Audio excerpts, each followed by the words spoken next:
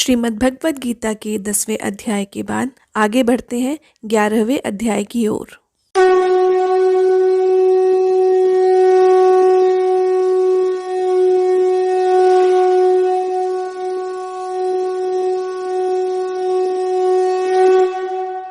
अर्जुन श्री कृष्ण से कहते हैं, आपने मुझ पर अनुग्रह कर जो परम गोपनीय अध्यात्म के वचन कहे हैं उससे मेरा मोह नष्ट हो गया है। मैंने आपसे उत्पत्ति और प्रलय को विस्तार से सुना है तथा आपकी अविनाशी महिमा को भी सुना है।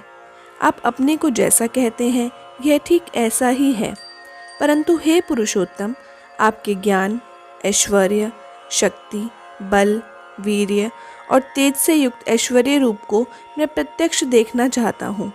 यदि आप मानते हैं कि मेरे द्वारा आपका ये रूप देखना संभव है तो हे योगेश्वर, मुझे अपने अविनाशी स्वरूप के दर्शन कराइए।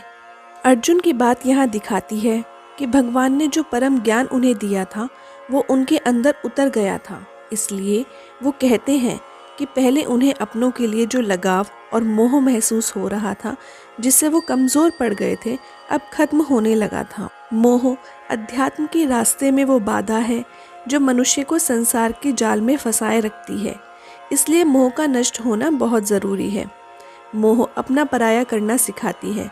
सुख दुख, राग द्वेष की जड़ भी मोह ही है, जो मन में हमेशा हलचल बनाए रखती है। और जब मन में हलचल हो तो उसे परम आत्मा के ध्यान में लगाया ही नहीं जा सकता। परम आत्मा सभी चीज़ों में वास करते हैं, यह एक अलग बात है, और सामने उनके साक्षात दर्शन होना बिल्कुल अलग।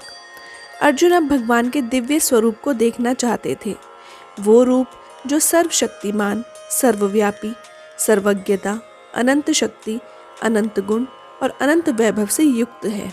श्री कृष्ण अर्जुन से कहते हैं, हे अर्जुन, अब तू मेरे नाना प्रकार के, नाना आकृति वाले अलौकिक रूपों को देख। तू मुझ में आदित्यों को, वसुओं को, रुद्रों को, दोनों अश्विनी कुमारों को, मरुत गुणों को देख, और भी बहुत से पहले न देखे हुए आश्चर्यमय रूपों को देख। परंतु मुझको तो इन नेत्रों द्वारा देखने में समर्थ नहीं है, इसलिए मैं तुझे दिव्य अर्थात अलौकिक चक्षु देता हूँ। इससे तू मेरी ईश्वरीय शक्ति को देख पाएगा। श्री कृष्ण अर्जुन को दिव्य दृष्टि देते हैं ताकि वह भगवान के विश्व रूप को देखने में सक्षम हो सके। दिव्य दृष्टि देने का मतलब है कि भगवान अपने भक्तों के मन में बसे अज्ञान के अंधकार को ज्ञान के प्रकाश से नष्ट कर देते हैं। यहाँ श्री कृष्ण ने खुद को अलौकिक या विराट स्वरूप में नहीं बदला था, बल्कि आत्मा का जो सूक्ष्म ज्ञान है उसे समझने की बौद्धिक क्षमता यानी इंटेलेक्चुअल एबिलिटी उन्होंने अर्जुन को दे दी थी। दिव्य दृष्टि का मतलब होता है आध्यात्मिक अनुभव यानी स्पिरिचुअल एक्सपीरियंस। आगे श्री कृष्ण अपने विराट स्वरूप में देखे जाने वाले अलग अलग रूपों के बारे में बताते हैं। वो अर्जुन से कहते हैं कि उनमें आदित्यों को देख, यानी अदिति के 12 पुत्रों को आदित्य कहते हैं। फिर 8 वसु यानी वो शक्ति जो धरती को संभाले हुए है। उसके बाद शिवजी की 11 शक्तियाँ हैं, उन्हें रुद्र कहते हैं, जिनका काम है दुष्टों का दुख और कष्ट का नाश करना। फिर 2 अश्विनी कुमार हैं जो अश्विनी देवता के 2 जुड़वा पुत्र हैं। इन सभी को मिलाकर 33 बनता है, यानी 33 तरह के देवता या एनर्जी। ये केवल 33 तरह की अलग अलग शक्तियाँ हैं। देवताओं को ही पॉजिटिव एनर्जी के रूप में माना गया है। ये जो जड़ और चेतन जगत है, यानी पेड़ पौधे, पशु पक्षी, पहाड़, नदी आदि, उन सबको एक साथ मुझ में स्थित देख। शास्त्रों में कहा जाता है यथा ब्रह्मांडे तथा पिंडे, यानी जो ब्रह्मांड में है वही इस पिंड यानी शरीर में मौजूद है। जो कुछ ब्रह्मांड में हो रहा है वही इस शरीर में भी होता है। भगवान इस चीज को एक साथ उनके स्वरूप में दिखा रहे हैं। मनुष्य की आंखें केवल बाहरी रूप को देख सकती हैं, लेकिन परम आत्मा को तो केवल दिव्य दृष्टि से ही देखा जा सकता है, यानी अपने आत्म भाव में टिककर परम आत्मा को अनुभव करना। जिस तरह शिवजी की तीसरी आंख है, उसी तरह ये दिव्य दृष्टि हर मनुष्य में दोनों बाहों के बीच में स्थित होती है, जिसे आज्ञा चक्र कहते हैं। शरीर की आंखें मनुष्य को जगत से जोड़ती हैं और आज्ञा चक्र उसे खुद से और सहस्त्रार चक्र से जोड़ती हैं। इसलिए साधना में आंखें बंद करके ध्यान लगाया जाता है ताकि शरीर की आंखें जगत को ना देख पाएं और सारी एनर्जी आज्ञा चक्र पर फोकस कर दिव्य दृष्टि एक्टिव हो सके। श्री कृष्ण का विश्व रूप देखने के बाद अर्जुन बिल्कुल अवाक रह गए। उनके रोंगटे खड़े हो गए थे। भगवान के अलौकिक रूप में अर्जुन ने कई ब्रह्मांड को एक साथ ही एक जगह पर देख लिया था। अर्जुन अपनी बुद्धि से प्रकृति में उस एकता की भावना को समझ पा रहे थे कि सब कुछ परमपिता से ही जुड़ा हुआ है। वह एक में अनेक और अनेक में एक को देख पा रहे थे। यह नज़ारा देखकर उन्हें सांसारिक जीवन में जो दिव्यता समाई हुई है उसका एहसास हो रहा था। भगवान के दर्शन करने के बाद उन्होंने अपना सिर नीचे झुका लिया और हाथ जोड़कर भगवान से बोले, हे श्री कृष्ण, मैं आपके शरीर में समस्त देवों को, अनेक भूतों के समुदायों को, कमल के आसन पर विराजित ब्रह्मा को, महादेव को और सभी ऋषियों को देख रहा हूँ।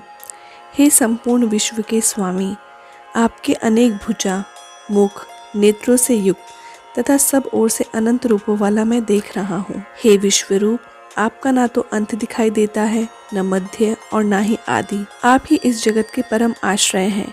आप ही अनादि धर्म के रक्षक हैं और आप ही अविनाशी सनातन पुरुष हैं। यह स्वर्ग और पृथ्वी के बीच का संपूर्ण आकाश तथा सब दिशाएं एक आप से ही परिपूर्ण हैं। यहाँ बताया गया है कि परमात्मा में सभी प्राणियों, कई ब्रह्मांडों को एक साथ देखते हुए भी अर्जुन समझ नहीं पा रहे थे कि उस विराट स्वरूप की शुरुआत कहाँ से हुई या उसका अंत कहाँ से हो रहा था। दिव्य दृष्टि मिलने के बाद भी उन्हें उस दिव्यता का कोई ओर छोर नहीं दिखाई दे रहा था। वो सभी दिशाओं में थे।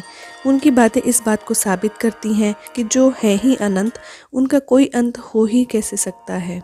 यहाँ समझने वाली बात यह है कि परमात्मा का कोई रूप नहीं होता, क्योंकि वो तो निराकार है, अशरीरी है।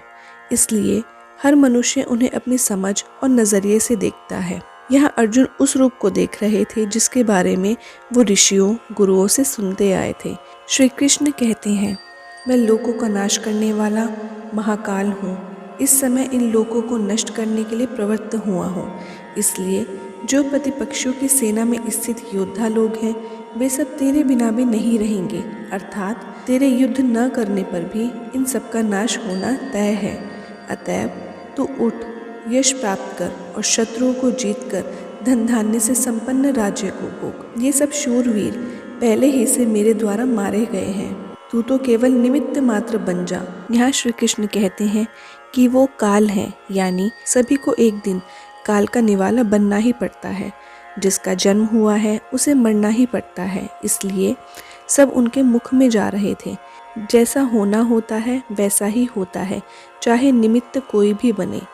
इसलिए वो कहते हैं कि ये सारे योद्धा पहले ही मेरे द्वारा मारे जा चुके हैं, और अगर अर्जुन युद्ध नहीं भी करेगा तब भी कौरवों का नाश होना तो तय है।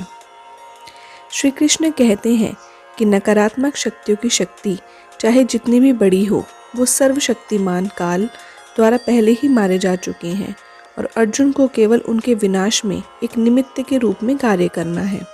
इस अध्याय से हमें पता चलता है कि शास्त्रों को पढ़ लेने से, तपस्या करने से, भगवान को फूल फल आदि चढ़ाने से भगवान के विश्व रूप को नहीं देखा जा सकता, बल्कि इसे तो केवल श्रद्धा और अनन्य भक्ति से खुद के अनुभव से ही जाना जा सकता है। इसके लिए मनुष्य को हर लगाव, मोह, घृणा, दुश्मनी आदि भावों से मुक्त होना होगा। परम आत्मा में गहरी आस्था रखनी होगी।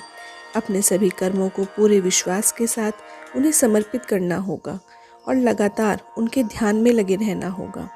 भगवान कहते हैं कि जो मनुष्य ऐसा करते हैं वो उन्हें पा ही लेते हैं, इसमें कोई संशय नहीं है।